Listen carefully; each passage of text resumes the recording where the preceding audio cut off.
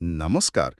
आज आमे यूनिट 3 रो जो तथ्य अछि सेबुडिक भितरकु जीवा माने विषयवस्तु हेउची शिशु विकास रो किछि मूल नियम औ ताकु केउ केउ जिनिस प्रभावित करे। हाँ आमो पाखरे जो सूचना अछि सेही आधार रे आमे बुझिबाकू चेष्टा करिबा जे विकास केमती गोटे कोन कहिबा गोटे धारारे चाले आगोकू जाए। हाँ एकदम किंतु सेमती हेले भी प्रत्येक पिलार बढ़िबा बाटोटा काहेकि एते ओलगा हुए। आगु तो आमे जानिछे विकासर गोटे साधारण ढांचा अछि। आजी से ढांचा पछर नीतिगुड़िक टिके भल करी देखिबा। हाँ आउ ए नीतिगुड़िकु बुझिबाटा देखंतु खाली पाठ पढ़िबा पई नुहे एटा बहुत जरूरी कारण एटा हमकु पिलार विकासर जो अलगा अलगा पाहाच अछि ताकु ठीक रे बुझिबाकू सहाय्य करे। अच्छा माने आमे जानि पारू केतेबेले ताकू केमतिका सहाय्य दरकार की परिवेश दरकार आउ एइटा हमकु सिखाए जे सबु पिला अलगा आउ सेई भिन्नताकू केमति ग्रहण करिबा सम्मान देबा। ठीक कहले। तबे चलंतु सीधा आसीबा प्रथम नीतिकू विकासर दिग। सुना जाए जे विकास गोटे निर्दिष्ट दिगरे ही जाए। यार माने कोन? एकदम एहार दुईटा मुख्य दिग अछि। प्रथमटी हेला मुंडरू पाद आडकू जहाकू इंग्राजी रे कहंती सेफालोकोडल। सेफालोकोडल हाँ एहार सरल अर्थ हेला शरीरर नियंत्रण आउ काम करिबा क्षमता प्रथमे मुंड पाखरु आरंभ हुए आउ तापरे तळकू जाए माने गोड़ आडकू।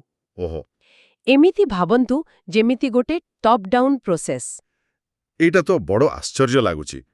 एहार कुछि साधारण उदाहरण अछि कि जहां आमे सबबेले देखुथिबु? निश्चय अछि। देखंतु मा पेटरे थिला बेले भ्रूणर मुंडटा शरीरर बाकी अंशठू बहुत आगरू आउ बहुत जोर रे बढ़े। हाँ सेटा तो देखा जाए। आउ जन्म हेला परे पिलाटा प्रथमे ता निज मुंडकू कंट्रोल करिबा शिखे। मुंड टेकिबा स्थिर रखिबा तापरे जाई से देहर मझी अंशकू नियंत्रण करे जेमुति बसिबा। अच्छा आउ सभा शेषरे जाई गोड़र कंट्रोल आसे जहा फलरे से ठिया हुए चाले। आउ गुटे मजा कथा जानिछंती हाँ जन्मरू पूरा बयस्क हेबा भितरे मुंडर साइज प्राय 2 गुण बढ़े किंतु गोड़र लंब 5 गुण बढ़ी जाए। बा एथिरु तो पूरा स्पष्ट जना पड़ुछि केमिति मुंडरू आरंभ होई पादरे शेष हेउछि। हाँ तमाने आमर कंट्रोल सिस्टम माने मस्तिष्क सेटा आगो विकसित हुए आउ तापरे बाकी अंग आउ जो मोटर स्किल कथा कहूचे हाँ सेटा भी सेही क्रमरे। संपूर्ण ठीक। आखि हल्लेबा मुहर मांसपेशी चलेबा एसबु आग आसे तापरे बेक कांध बाहु आउ शेषरे जाई हाथ आउ गोड़र से जो सूक्ष्म नियंत्रण सेटा संभव हुए। अच्छा और द्वितीय दिगटा कौन कहले? द्वितीयटा हेला केंद्ररू बाहर आड़कू बा प्रॉक्सिमोडिस्टल। प्रॉक्सिमोडिस्टल हाँ एहार माने हेला विकासटा शरीरर मझी अंशरू जेमति आम मेरुदंड पाखुरू आरंभ होई बाहर आड़कू जाए माने हाथ गोड़र शेष आड़कू। गर्भरे थिला बेले देखिबे मुंड छाती पेटर अंग सबु आग तयारी होई तापरे जाई बाहु आउ गोड़ आउ सभा शेषरे आंगुठी गुड़ाक पूरा हुए। यार प्रभाव पिलंक कामरे केमिति देखा जाए धरंतु किछि धरिबा बेले? हाँ एटा बहुत सहजरे देखा जाए। गोटे सानो पिला जेतेबेले किछि धरिबाकू चेष्टा करे प्रथमे से पूरा हाथटा बढ़ेई दिए कांधरू हलाए। हाँ हाँ देखिछि। धीरे धीरे से कहुणी मणिबंध आउ शेषरे आंगुठीर से जो फाइन कंट्रोल सेटा व्यवहार करी जिनिस धरिबाकू शिखे। माने पिला माने आगे बड़ मांसपेशी कंट्रोल करंती तापरे जाई छोट छोट मांसपेशी। बहुत बढ़िया लागला ए कथाटा। तबे विकासर दिग कथा तो जानिले एबे एहार गति बा हार विषय कोन किछि नीति अछि? सबु पिला कोन एका स्पीड रे बढ़ंती? एटा गोटे बहुत जरूरी प्रश्न पचारिले। उत्तर हैला ना। जदियो विकासर जो क्रम बा सीक्वेंस अछि सेटा साधारणतः समान थाए जेमति सबु पिला आगे बसंती तापरे जाय चालंती।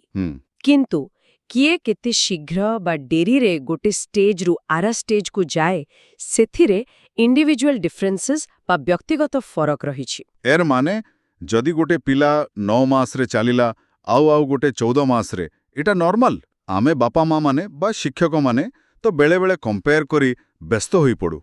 हाँ आपणଙ୍କ कथाटा मु बुझी पारुछि एमिति अनेक भाबंती किंतु हाँ एही रेंज भितरे एहा पूरापूरी स्वाभाविक। किए जल्दी कथा कुहे तो किए टिके डेरी रे किए शीघ्र रंग चिन्हे तो किए परे ଏଇଟାକୁ ବିକାଶର ଗୋଟେ ନର୍ମାଲ ଭେରିଏସନ୍ ଭାବେ ଦେଖିବା ଦରକାର। ଆଚ୍ଛା। ହଁ, ଅବଶ୍ୟ ଯଦି ଡେରିଟା ବହୁତ ବେଶୀ ଲାଗେ ବା ଅନ୍ୟ କ୍ଷେତ୍ରରେ ବି ଡେରି ଦେଖାଯାଏ, ସେତେବେଳେ ଡାକ୍ତର ବା ବିଶେଷଜ୍ଞଙ୍କର ପରାମର୍ଶ ନେବା ଭଲ। କିନ୍ତୁ ସାମାନ୍ୟ ଏପଟ ସେପଟ ହେବାଟା ସାଧାରଣ କଥା। ଆଉ କିଛି କାରଣରୁ ବି ଏହି ହାରରେ ଫରକ ଆସେ କି? ହଁ, କିଛି ଲିଙ୍ଗଗତ ଫରକ ବା ସେକ୍ସ ଡିଫରେନ୍ସେସ୍ ବି ଦେଖାଯାଏ। ଯେମିତି ଜନ୍ମବେଳକୁ ଝିଅ ପିଲାଙ୍କର ହାଡ଼ର ବିକାଶ ମାନେ ସ୍କେଲିଟାଲ ମ୍ୟାଚୁରିଟି ପୁଅ ପିଲାଙ୍କଠୁ ଟିକେ ଆଗରେ ଥାଏ। ଓହୋ। ଆଉ ସାଧାରଣତଃ ଝିଅମାନଙ୍କର ପ୍ୟୁବର୍ଟି ବା ଯୌବନାବସ୍ଥା ପୁଅମାନଙ୍କ ତୁଳନାରେ ପ୍ରାୟ 2 ବର୍ଷ ଆଗରୁ ଆସିଯାଏ। ଆଚ୍ଛା, ଏହାପରେ ଆସୁଛି ଆଉ ଗୋଟେ ନୀତି, ଭେଦୀକରଣ ଆଉ ଏକୀକରଣ, ଡିଫରେନ୍ସିଏସନ୍ ଆଣ୍ଡ ଇଣ୍ଟିଗ୍ରେସନ୍। ଏ ଶବ୍ଦ ଦିଟା ଟିକେ ଟେକ୍ନିକାଲ ଶୁଭୁଛି, ଏହାକୁ ଟିକେ ସହଜରେ ବୁଝେଇବେ କି? ନିଶ୍ଚୟ, ଏ ଦିଟା ବିକାଶର ମୂଳ କହିଲେ ଚଳେ। ଦେଖନ୍ତୁ, ଭେଦୀକରଣର ମାନେ ହେଲା ବିକାଶଟା ସାଧାରଣରୁ ନିର୍ଦ୍ଦିଷ୍ଟ ଜେନେରାଲ ଟୁ ସ୍ପେସିଫିକ୍ ଆଡ଼କୁ ଯାଏ। ଆଉ ସରଳରୁ ଜଟିଳ ସିମ୍ପଲ୍ ଟୁ କମ୍ପ୍ଲେକ୍ସ ହୁଏ। ଯେମିତି ଗୋଟିଏ ସରଳ କୋଷ ଯାହାକୁ ଜାଇଗୋଟ୍ କହନ୍ତି, ସେଇଠୁ ଆରମ୍ଭ ହୋଇ ଶରୀରରେ କେତେ ପ୍ରକାରର ଅଲଗା ଅଲଗା କାମ କରୁଥିବା କୋଷ ଆଉ ତନ୍ତୁ ଯେମିତି ସ୍ନାୟୁକୋଷ, ମାଂସପେଶୀ କୋଷ, ହାଡ଼କୋଷ ତିଆରି ହୁଏ। ଏଇଟା ହେଲା ଭେଦୀକରଣ, ଗୋଟେ ସାଧାରଣ ଜିନିଷରୁ ଅନେକ ବିଶେଷ ଜିନିଷ ବାହାରିବା। ଓହୋ, ବୁଝିଲି। ଯେମିତି ଗୋଟେ ସାନ ପିଲା ପ୍ରଥମେ କିଛି ବି ଅସୁବିଧା ହେଲେ ଖାଲି କାନ୍ଦେ, ମାନେ ଏକ ସାଧାରଣ ପ୍ରତିକ୍ରିୟା। ହଁ, କିନ୍ତୁ ବଡ଼ ହେଲେ ସେ କହିପାରେ ଯେ ତାର ପେଟ କାଟୁଛି ନା ମୁଣ୍ଡ ବିନ୍ଧୁଛି, ମାନେ ଏକ ନିର୍ଦ୍ଦିଷ୍ଟ ପ୍ରତିକ୍ରିୟା। ସେମିତିକି ଏକଦମ ସଠିକ ଉଦାହରଣ। ଆଉ ଏକୀକରଣ ବା ଇଣ୍ଟିଗ୍ରେସନ୍ ହେଲା ୟାର ପୂରକ। ମାନେ ଏଠି ସେ ଯେଉଁ ଅଲଗା ଅଲଗା ବିଶେଷ ଅଂଶ ବା କାମ ତିଆରି ହେଲା, ସେଗୁଡ଼ାକୁ ଏକାଠି କରି ଗୋଟେ ମିଶାମିଶି ଜଟିଳ ସିଷ୍ଟମ ବା ବ୍ୟବହାର ତିଆରି କରାଯାଏ। ଆଚ୍ଛା। ଯେମିତି ଭିନ୍ନ ଭିନ୍ନ ପ୍ରକାର ତନ୍ତୁ ମିଶିକି ଆମର ପାଚନତନ୍ତ୍ର କିମ୍ବା ଶ୍ୱାସତନ୍ତ୍ର ପରି ଜଟିଳ ଅଙ୍ଗ ପ୍ରଣାଳୀ ତିଆରି କରନ୍ତି। ଆଉ ଆମ କାମରେ ବା ବ୍ୟବହାରରେ ଏକୀକରଣ କେମିତି ଦେଖାଯାଏ? ଭାବନ୍ତୁ ଗୋଟେ ପିଲା ଚାଲିବା ଶିଖିଗଲା। ଏଇଟା ଗୋଟେ ମୋଟର ସ୍କେଲ୍। ହଁ। ଏବେ ସେ ଗୋଟେ ଖେଳନାକୁ ଏଇ ଜାଗାରୁ ସେ ଜାଗାକୁ ନେବା ପାଇଁ ସେ ଚାଲିବା ସ୍କିଲ୍ଟାକୁ ବ୍ୟବହାର କରୁଛି। ଏଠି ଚାଲିବା ଆଉ ଖେଳନା ନେବାର ଉଦ୍ଦେଶ୍ୟ, ଏ ଦିଟା ଏକାଠି ମିଶି ଗୋଟେ ନୂଆ ଜଟିଳ କାମ ହଉଛି। ବୁଝିଲି। ସେମିତି ଆଖି ଆଉ ହାତର କୋଅର୍ଡିନେସନ୍, ମାନେ ଦେଖିବା ଗୋଟେ କାମ ଆଉ ହାତ ବଢ଼େଇ ଧରିବା ଆଉ ଗୋଟେ କାମ, ଏ ଦିଟାକୁ ଏକାଠି କରି କିଛି ଧରିବା କି ଲେଖିବା, ଏଇଟା ବି ଇଣ୍ଟିଗ୍ରେସନର ଫଳ। ବୁଝିଗଲି। ଏଇ ଦିଟା ପ୍ରୋସେସ୍ ମିଶିଲେ ଯାଇ ବିକାଶ ଆଗକୁ ବଢ଼େ। ଏବେ ଆସନ୍ତୁ ଆଉ ଗୋଟେ ଇଣ୍ଟରେଷ୍ଟିଂ କନସେପ୍ଟକୁ, ସଙ୍କଟପୂରଣ ସମୟ ବା କ୍ରିଟିକାଲ ପିରିୟଡ୍ସ। ୟାର ମାନେ କ'ଣ? ସତରେ କ'ଣ ଏମିତି କିଛି ସମୟ ଅଛି ଯାହା ବହୁତ କ୍ରିଟିକାଲ? ହଁ, ଏଇଟା ଗୋଟେ ବହୁତ ଗୁରୁତ୍ୱପୂର୍ଣ୍ଣ ଧାରଣା। କ୍ରିଟିକାଲ ପିରିୟଡ୍ ବା ସେନ୍ସିଟିଭ୍ ପିରିୟଡ୍ କହିଲେ ଜୀବନର ସେମିତି କିଛି ନିର୍ଦ୍ଦିଷ୍ଟ ସମୟକୁ ବୁଝାଏ ଯେତେବେଳେ ପିଲାଟା କୌଣସି ଗୋଟେ ନିର୍ଦ୍ଦିଷ୍ଟ ସ୍କିଲ୍ ବା ଗୁଣର ବିକାଶ ପାଇଁ ବାୟୋଲଜିକାଲି ମାନେ ଜୈବିକ ଭାବେ ସବୁଠୁ ବେଶୀ ପ୍ରସ୍ତୁତ ଥାଏ। ଆଉ ସେଇ ସମୟରେ ଯଦି ତାକୁ ଠିକ୍ ଏନ୍ଭାୟରମେଣ୍ଟାଲ ଷ୍ଟିମ୍ୟୁଲେସନ୍ ବା ପରିବେଶରୁ ଠିକ୍ ଅନୁଭୂତି ମିଳେ, ତାହେଲେ ସେ ସ୍କିଲ୍ଟା ବହୁତ ସହଜରେ, ଶୀଘ୍ର ଆଉ ଭଲ ଭାବରେ ବିକଶିତ ହୁଏ। ଆଉ ଯଦି ସେହି ସମୟରେ ଠିକ୍ ପରିବେଶ ନ ମିଳିଲା, ତାହେଲେ କ'ଣ ହେବ? ସେ କ୍ଷତି କ'ଣ ପୁରା ପର୍ମାନେଣ୍ଟ ହୋଇଯାଏ? ଏଇଟା ଗୋଟେ ଜଟିଳ ପ୍ରଶ୍ନ ପଚାରିଲେ। ଦେଖନ୍ତୁ, ଯଦି ସେ ସେନ୍ସିଟିଭ୍ ପିରିୟଡରେ ଯାହା ଦରକାର ସେ ଅନୁଭୂତି ନ ମିଳିଲା, ତାହେଲେ ସେ ସ୍କିଲ୍ର ବିକାଶରେ ବାଧା ଆସିପାରେ। ଆଉ ହଁ, ବେଳେବେଳେ ଏହାର ପ୍ରଭାବ ବହୁତ ଦିନ ରହିପାରେ ବା ସ୍ଥାୟୀ ବି ହୋଇପାରେ। ଆଚ୍ଛା। ଗୋଟେ କ୍ଲାସିକ ଉଦାହରଣ ହେଲା ଭାଷା। ଆମ ମଣିଷ ପିଲାଙ୍କର ଭାଷା ଶିଖିବା ପାଇଁ ଜୀବନର ପ୍ରଥମ କିଛି ବର୍ଷ ବହୁତ ଗୁରୁତ୍ୱପୂର୍ଣ୍ଣ। ହଁ, ଶୁଣିଛି। ଯଦି ଏହି ସମୟରେ ପିଲାକୁ ଭାଷା ଶୁଣିବାକୁ କି ବ୍ୟବହାର କରିବାକୁ ସୁଯୋଗ ନ ମିଳେ, ଯେମିତି କିଛି ବହୁତ ରେୟାର କେସ୍ରେ ଦେଖାଯାଇଛି, ତାହେଲେ ପରେ ଯାଇ ଭାଷା ପୂରାପୂରି ଶିଖିବା ବହୁତ କଷ୍ଟ ହୋଇଯାଏ। ସେମିତି ଯେଉଁ ପିଲା ଜନ୍ମରୁ ଶୁଣି ପାରନ୍ତିନି, ସେମାନେ ଯଦି ଶୀଘ୍ର ହିୟରିଂ ଏଡ୍ ବା ସାଇନ୍ ଲାଙ୍ଗୁଏଜ୍ ନ ଶିଖନ୍ତି, ତାଙ୍କ ଭାଷା ଆଉ ଚିନ୍ତା କରିବା ଶକ୍ତି ବି ପ୍ରଭାବିତ ହୁଏ। ଗର୍ଭାବସ୍ଥାରେ ବି ଏମିତି କ୍ରିଟିକାଲ ପିରିୟଡ ଥାଏ କି? ନିଶ୍ଚିତ ଭାବରେ। ପେଟରେ ଥିଲାବେଳେ ପ୍ରଥମ 3 ମାସ, ସେତେବେଳେ ଶରୀରର ଅନେକ ମୁଖ୍ୟ ଅଙ୍ଗ ଯେମିତି ହାର୍ଟ, ବ୍ରେନ୍, ହାତ, ଗୋଡ଼ ଗଠନ ହୁଏ। ଏଇଟା ଗୋଟେ ବହୁତ କ୍ରିଟିକାଲ ସମୟ। ଯଦି ଏଇ ସମୟରେ ମା କୌଣସି ହାର୍ମଫୁଲ୍ ଜିନିଷର ସଂସ୍ପର୍ଶରେ ଆସନ୍ତି, ଯେମିତି କିଛି ମେଡିସିନ୍, ରେଡିଏସନ୍ କିମ୍ବା ଜର୍ମାନ ମିଜଲ୍ସ ଭଳି ଇନଫେକ୍ସନ୍, ତାହେଲେ ପିଲା ପାଖରେ ଗୁରୁତର ବର୍ଥ ଡିଫେକ୍ଟସ୍ ଦେଖାଦେବାର ଚାନ୍ସ ବହୁତ ବେଶୀ ଥାଏ। ପରବର୍ତ୍ତୀ ମାସମାନଙ୍କରେ ସେହି ସମାନ ଜିନିଷର ପ୍ରଭାବ ହୁଏତ ସେତେ ଭୟଙ୍କର ନ ହୋଇପାରେ। ଏହା ତ ଗଲା ଶାରୀର କଥା। ସାମାଜିକ ବା ଭାବନାତ୍ମକ ବିକାଶରେ ବି ଏମିତି କିଛି ସମୟ ଅଛି। ଯେମିତି ଜୀବନର ପ୍ରଥମ କିଛି ମାସ, ବିଶେଷ କରି ପ୍ରଥମ 6 ମାସ, ପିଲା ଆଉ ତାର ଯିଏ ମୁଖ୍ୟ ଯତ୍ନ ନିଅନ୍ତି, ସାଧାରଣତଃ ମା, ତାଙ୍କ ଭିତରେ ଗୋଟେ ସୁରକ୍ଷିତ ଭାବନାତ୍ମକ ବନ୍ଧନ ବା ଆଟାଚମେଣ୍ଟ ତିଆରି ହେବା ପାଇଁ ବହୁତ ସେନ୍ସିଟିଭ୍ ଟାଇମ୍। ଆଚ୍ଛା। ଯଦି ଏହି ସମୟରେ ପିଲାକୁ ସ୍ନେହ, ଆଦର ଆଉ ରେଗୁଲାର କେୟାର ନ ମିଳେ, ତାହେଲେ ଏହା ତାର ପରବର୍ତ୍ତୀ ଜୀବନରେ ଲୋକଙ୍କ ସହ ମିଶିବା କ୍ଷମତା ଆଉ ଇମୋସନାଲ ହେଲ୍ଥ ଉପରେ ଖରାପ ପ୍ରଭାବ ପକାଇପାରେ। କିନ୍ତୁ ଏହାର ମାନେ କ'ଣ? ଥରେ ସେ କ୍ରିଟିକାଲ ପିରିୟଡ଼ ପାର ହୋଇଗଲା ଆଉ କିଛି କରିହେବନି, ସବୁ ଆଶା ଶେଷ? ନା, ସବୁବେଳେ ସେମିତି ନୁହେଁ। ଏଠି ମଣିଷର ଆଉ ଗୋଟେ ବଢ଼ିଆ ଗୁଣ କାମ କରେ, ରେଜିଲିଏନ୍ସ ବା ନମନୀୟତା। ଆମ ବ୍ରେନ୍ର ଯୋଉ ପ୍ଲାଷ୍ଟିସିଟି ଅଛି, ମାନେ ପରିବର୍ତ୍ତନ ହେବାର କ୍ଷମତା, ହଁ। ସେଇଥିପାଇଁ କ୍ରିଟିକାଲ ପିରିୟଡ଼ ପାର ହେଲା ପରେ ବି ଶିଖିବା, ବିକାଶ ହେବା ଆଉ କ୍ଷତିପୂରଣ ହେବା ସମ୍ଭବ ହୋଇପାରେ। ହଁ। ଏଥିପାଇଁ ବେଶୀ ଚେଷ୍ଟା ଆଉ ଭଲ ପରିବେଶ ଦରକାର ହୁଏ। ସେଥିପାଇଁ କେହି କ୍ରିଟିକାଲ ବଦଳରେ ସେନ୍ସିଟିଭ୍ ପିରିୟଡ଼ କହିବାକୁ ବେଶୀ ପସନ୍ଦ କରନ୍ତି। କାରଣ ସୁଯୋଗଟା ପୁରା ବନ୍ଦ ହୋଇଯାଏନି, ଖାଲି ଟିକେ କମ୍ ଏଫେକ୍ଟିଭ୍ ହୋଇଯାଏ। ବହୁତ ଗୁରୁତ୍ୱପୂର୍ଣ୍ଣ କଥା। ଏସବୁ ନୀତି ବିଷୟରେ ଜାଣିଲେ, ଏବେ ଆସନ୍ତୁ ସେ ଯେଉଁ ଦୁଇଟା ବଡ଼ ଶକ୍ତି କଥା କହୁଥିଲେ, ଯାହା ବିକାଶକୁ ସବୁବେଳେ ପ୍ରଭାବିତ କରୁଛି। ଗୋଟେ ହେଲା ବଂଶଗତି ବା ହେରିଡିଟି, ଆଉ ଅନ୍ୟଟି ପରିବେଶ ବା ଏନ୍ଭାୟରମେଣ୍ଟ। ଏ ବିଷୟରେ ଆମ ପାଖରେ ଯାହା ତଥ୍ୟ ଅଛି, ସେଥିରୁ କ'ଣ ଜଣାପଡ଼ୁଛି? ପ୍ରକୃତରେ ଏଇ ଦିଟା ହିଁ ବିକାଶର ମୁଖ୍ୟ ଡ୍ରାଇଭର କହିଲେ ଚଲେ। ବଂଶଗତି ହେଲା ସେ ସବୁ ବାୟୋଲୋଜିକାଲ ଗୁଣ, ପୋଟେନ୍ସିଆଲ ଆଉ ଟେଣ୍ଡେନ୍ସିଜ୍ ଯାହା ଆମେ ଆମ ବାପା ମାଆଙ୍କଠୁ ଜିନ୍ ଜରିଆରେ ପାଉ। ଏଇଟା ଆମର ଶାରୀରିକ ଗଠନ, ଯେମିତି ଆଖିର ରଙ୍ଗ, ଚୁଟିର ପ୍ରକାର, କେତେ ଉଚ୍ଚ ହେବାର ସମ୍ଭାବନା, ଏସବୁ ସହିତ କିଛି ମାତ୍ରାରେ ଆମ ସ୍ୱଭାବ, ବୁଦ୍ଧିର ରେଞ୍ଜ ଆଉ କିଛି ରୋଗ ପାଇଁ ଆମର ପ୍ରିଡିସ୍ପୋଜିସନକୁ ବି ନିର୍ଦ୍ଧାରଣ କରିବାରେ ରୋଲ ପ୍ଲେ କରେ। ଆଉ ପରିବେଶ, ଏଇଟା କେତେ ବଡ଼? ପରିବେଶର ପରିସର ତ ବହୁତ ବଡ଼। ଏହା ଭିତରେ ସେ ସବୁ ବାହାରର ପ୍ରଭାବ ଆସିଯାଏ, ଯାହା ଜଣେ ଲୋକ ତା ଜୀବନ ସାରା ଅନୁଭବ କରେ। ଏହାର ଆରମ୍ଭ ତ ମା ପେଟରୁ ହୁଏ। ମାର ସ୍ୱାସ୍ଥ୍ୟ କେମିତି, ସେ କ'ଣ ଖାଉଛନ୍ତି, କେଉଁଠି ରହୁଛନ୍ତି, ଏସବୁ ପିଲା ଉପରେ ପ୍ରଭାବ ପକାଏ। ହଁ, ଠିକ୍। ଆଉ ଜନ୍ମ ପରେ ଫିଜିକାଲ ଏନ୍ଭାୟରମେଣ୍ଟ, ଯେମିତି ଖାଇବା, ପିଇବା, ଘର, ସ୍ୱାସ୍ଥ୍ୟ ସେବା, ପଲ୍ୟୁସନ୍, ଆଉ ସୋଶାଲ ଏନ୍ଭାୟରମେଣ୍ଟ, ଯେମିତି ପରିବାର, ସାଙ୍ଗସାଥୀ, ସ୍କୁଲ, ସଂସ୍କୃତି, ଆର୍ଥିକ ସ୍ଥିତି, ମିଡିଆ, ସବୁକିଛି ଏଥିରେ ସାମିଲ। ଆଗରୁ ଗୋଟେ ବହୁତ ବଡ଼ ଡିବେଟ୍ ଚାଲୁଥିଲା, ନେଚର ଭର୍ସେସ୍ ନର୍ଚର, ମାନେ ବଂଶଗତି ବଡ଼ ନା ପରିବେଶ। ଏବେକାର ବୁଝାମଣା କ'ଣ କହୁଛି? କୋଉଟା ବେଶୀ ପାୱାରଫୁଲ? ଏଇଟା ବୋଧେ ସବୁଠୁ ଇମ୍ପୋର୍ଟାଣ୍ଟ ପଏଣ୍ଟ। ଆଜିକାଲି ଯାହା ବୁଝାପଡ଼ୁଛି, ସେଇ ଅନୁସାରେ ଏଇଟା ନେଚର ଭର୍ସେସ୍ ନର୍ଚର ନୁହେଁ, ଏଇଟା ହେଲା ନେଚର ଆଣ୍ଡ ନର୍ଚର। ଆଚ୍ଛା, ମାନେ ବିକାଶ ଖାଲି ଗୋଟିଏର ଫଳ ନୁହେଁ, ଏଇଟା ଏଇ ଦିଟାର ଗୋଟେ କମ୍ପ୍ଲେକ୍ସ କଣ୍ଟିନ୍ୟୁଅସ୍ ଇଣ୍ଟରାକ୍ସନ୍ ବା ପାରସ୍ପରିକ କ୍ରିୟାର ଫଳ। କୋଉଟା ବେଶୀ ପାୱାରଫୁଲ, ଏମିତି କହିବାଟା ପ୍ରାୟ ଅସମ୍ଭବ ଆଉ କିଛି ମାନେ ବି ରଖେନି। କାରଣ ଏଇ ଦିଟା ଏମିତି ଭାବେ ମିଶିକି ଅଛନ୍ତି ଯେ ତାକୁ ପୁରା ଅଲଗା କରିବା ବହୁତ କଷ୍ଟ। ଏଇ ଯୋଉ ପାରସ୍ପରିକ କ୍ରିୟା କଥା କହିଲେ, ଏହାକୁ ଆଉ ଟିକେ ସହଜରେ ବୁଝାଇ ହେବ କି କୌଣସି ଉପମା ଦେଇ? ହଁ, ଗୋଟେ ସୁନ୍ଦର ଉପମା ହେଲା କେକ୍ ତିଆରି କରିବା। ଭାବନ୍ତୁ, ବଂଶଗତି ବା ନେଚର ହେଲା ସେ କେକ୍ର ରେସିପି। ସେଥିରେ ଲେଖା ଅଛି କେକ୍ଟା କେମିତି ହେବାର ପୋଟେନ୍ସିଆଲ ଅଛି। କିନ୍ତୁ ପରିବେଶ ବା ନର୍ଚର ହେଲା ସେ ଇନଗ୍ରିଡିଏଣ୍ଟସ୍, ମଇଦା, ଚିନି, ଅଣ୍ଡା, ତାକୁ ମିଶାଇବାର ଟେକ୍ନିକ୍, ଓଭେନର ଟେମ୍ପରେଚର ଆଉ ବେକିଂ ଟାଇମ୍। ଆଚ୍ଛା। ଯଦିଓ ରେସିପି ବହୁତ ଭଲ, କିନ୍ତୁ ଯଦି ଇନଗ୍ରିଡିଏଣ୍ଟସ୍ ଖରାପ ଥାଏ କି ଟେମ୍ପରେଚର ଭୁଲ ଥାଏ, ତାହେଲେ କେକ୍ କ'ଣ ଭଲ ହେବ? ନା, ହେବନି। ସେମିତି ଯଦି ଇନଗ୍ରିଡିଏଣ୍ଟସ୍ ଆଉ ପରିବେଶ ଠିକ୍ ଥାଏ, କିନ୍ତୁ ରେସିପି ହିଁ ଦୁର୍ବଳ, ତାହେଲେ ବି ଫଳ ଭଲ ଆସିବନି। ଶେଷରେ ଯେଉଁ କେକ୍ଟା ତିଆରି ହେଲା, ସେଥିରୁ କ'ଣ ଆପଣ କହିପାରିବେ କେତେ ଭାଗ ରେସିପି ପାଇଁ ଆଉ କେତେ ଭାଗ ଇନଗ୍ରିଡିଏଣ୍ଟସ୍ ପାଇଁ? ନା, ସେମିତି ତ କହି ହବନି। ଠିକ୍ ସେମିତି ବିକାଶରେ ବଂଶଗତି ଆଉ ପରିବେଶର ପ୍ରଭାବ ଏମିତି ମିଶିକି ରହିଥାଏ।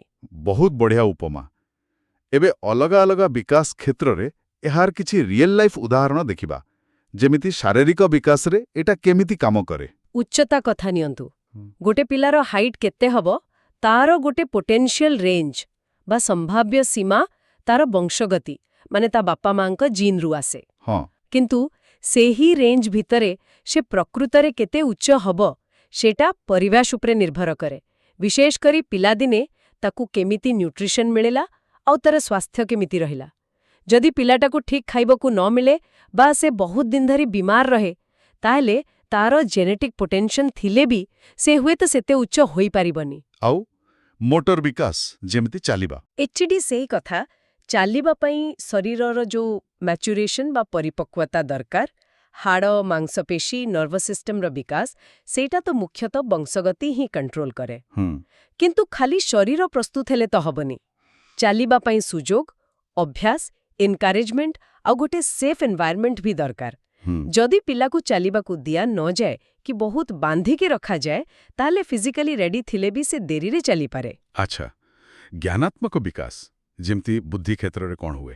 ଏଠି କେମିତି ଇଣ୍ଟରାକ୍ସନ୍ ହୁଏ? ଏଠି ଇଣ୍ଟରାକ୍ସନଟା ଆହୁରି ଜଟିଳ। ଦେଖନ୍ତୁ, ଆଇକ୍ୟୁ ବା ବୁଦ୍ଧିମତ୍ତାରେ ବଂଶଗତିର ଗୋଟେ ଭଲ ରୋଲ୍ ଅଛି ବୋଲି ରିସର୍ଚ୍ଚ କହୁଛି। ମାନେ ଗୋଟେ ଜେନେଟିକ୍ ପୋଟେନ୍ସିଆଲ୍ ଅଛି। କିନ୍ତୁ ସେଇ ପୋଟେନ୍ସିଆଲଟା କେତେ ଦୂର ରିଆଲିଟି ହବ, ସେଟା ପରିବେଶ ଉପରେ ବହୁତ ଡିପେଣ୍ଡ କରେ। ପିଲାଟା କେମିତି ପରିବାରରେ ବଢ଼ୁଛି, ତାକୁ କେତେ ଲର୍ଣ୍ଣିଂ ଅପରଚ୍ୟୁନିଟି ମିଳୁଛି, ଖାଇବା ପିଇବା କେମିତି, ଘରେ କେତେ ବହି ଅଛି, ବାପା ମା କେତେ ସମୟ ଦେଉଛନ୍ତି, ଏସବୁ ତାର କଗ୍ନିଟିଭ୍ ଡେଭେଲପମେଣ୍ଟକୁ ବହୁତ ପ୍ରଭାବିତ କରେ। ଭାଷା ବିକାଶ ବିଷୟରେ ତ ଆଗରୁ କହିଥିଲେ, ଏଠି ବି ସେଇ ଇଣ୍ଟରାକ୍ସନ୍ ମା? ହଁ, ନିଶ୍ଚୟ। ଆମ ମଣିଷ ମସ୍ତିଷ୍କରେ ଭାଷା ଶିଖିବା ପାଇଁ ଗୋଟେ ଇନ୍ନେଟ୍ ଏପାସିଟି ବା ଜନ୍ମଗତ କ୍ଷମତା ଅଛି। ଏଇଟା ବଂଶଗତ। କିନ୍ତୁ ଏଇ କ୍ଷମତାଟା ଆକ୍ଟିଭ୍ ହେବା ପାଇଁ ଗୋଟେ ଲାଙ୍ଗୁଏଜ୍ ରିଚ୍ ଏନ୍ଭାୟରନମେଣ୍ଟ, ମାନେ ଭାଷାରେ ଭରପୁର ପରିବେଶ ନିହାତି ଦରକାର। ଠିକ୍। ପିଲାକୁ ଭାଷା ଶୁଣିବାକୁ, ଲୋକଙ୍କ ସହ କଥା ହେବାକୁ ଆଉ ନିଜେ କହିବାକୁ ଅପରଚ୍ୟୁନିଟି ମିଳିବା ଦରକାର। ଆଉ ସେ କୋଉ ଭାଷା ଶିଖିବ, ସେଟା ତ ପୁରାପୁରି ପରିବେଶ ଉପରେ ନିର୍ଭର କରେ। ଶେଷରେ ବ୍ୟକ୍ତିତ୍ୱ ବା ପର୍ସନାଲିଟି, ଆମେ ତ ଅନେକ ସମୟରେ କହୁ ପିଲାଟା ପୁରା ତା ବାପା ପରି ରାଗି କିମ୍ବା ମା ପରି ଏକଦମ ଶାନ୍ତ। ଜି। ଏଇଟା କ'ଣ ସତରେ ସିଧା ଜିନ୍ରୁ ଆସେ?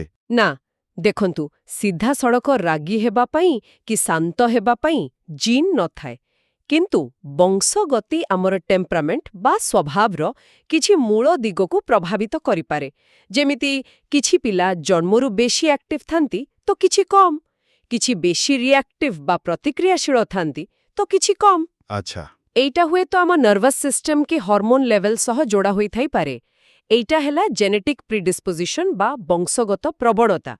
କିନ୍ତୁ ଏଇ ପ୍ରବଣତାଟା କେମିତି ବାହାରକୁ ଦେଖାଯିବ, ସେଇଟା ପରିବେଶ ଉପରେ ଡିପେଣ୍ଡ କରେ। କେମିତି? ଯେମିତି ଯଦି ଗୋଟେ ପିଲା ସ୍ୱଭାବରୁ ବେଶୀ ରିଆକ୍ଟିଭ୍ ଆଉ ସେ ଯଦି ଗୋଟେ ବହୁତ ଷ୍ଟ୍ରେସଫୁଲ୍, ଅସ୍ଥିର ପରିବେଶରେ ବଢ଼େ, ସେ ହୁଏତ ବେଶୀ ରାଗି ବା ଚିଡ଼ିଚିଡ଼ା ହୋଇପାରେ। କିନ୍ତୁ ଯଦି ସେ ଗୋଟେ ଶାନ୍ତ, ସପୋର୍ଟିଭ୍ ପରିବେଶ ପାଏ ଆଉ ତାକୁ ତାର ଭାବନା କଣ୍ଟ୍ରୋଲ କରିବା ଶିଖାଯାଏ, ତାହେଲେ ରେଜଲ୍ଟ ଅଲଗା ହୋଇପାରେ।